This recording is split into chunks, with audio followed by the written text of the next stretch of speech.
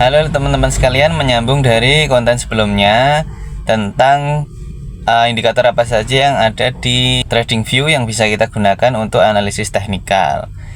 Indikatornya sangat banyak ya teman-teman sekalian. Kalian bisa menggunakan berdasarkan kebutuhan atau gaya dari trader kalian masing-masing. Kalau saya menggunakan dari indikator ada dua macam ya teman-teman sekalian. Usahakan menggunakan indikator lebih dari satu macam karena untuk memastikan bahwa indikator kita berjalan dengan apa yang kita inginkan. Jadi momentum ketika kapan kita membeli, kapan kita menjual saham itu ada korelasinya antara dua indikator itu. Jadi kita mengambil keputusan bisa lebih tepat ya teman-teman sekalian.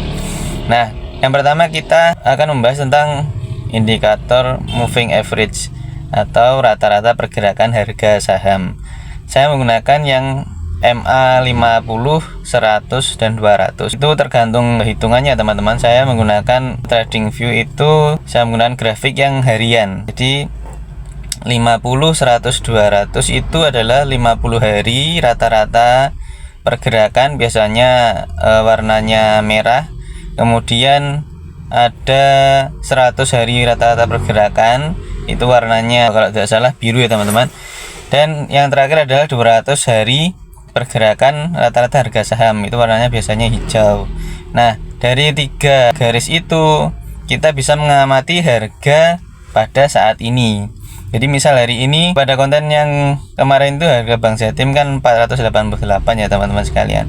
Dan dia berada di bawah ketiga garis itu, maksudnya ketiga garis moving average. Nah, itu artinya dia lebih murah dari 200 hari ke belakang. Jadi dari 200 hari ke belakang itu harganya lebih murah dari rata-ratanya. Nah, ketika moving average-nya sudah masuk, ini kan masuk, ini kita untuk beli ini masuk karena harganya kan di bawah dari ketiga garis itu. Nah, kita tinggal ngecek nih untuk indikator yang selanjutnya. Makanya saya sarankan untuk memakai dua indikator. Jadi minimal kita pakai dua indikator ya teman-teman sekalian. Nah, untuk indikator selanjutnya ini kita pakai yang Stochastic RSI. Stochastic RSI itu adalah RSI di dalam RSI. Jadi RSI yang menghitung RSI itu sendiri.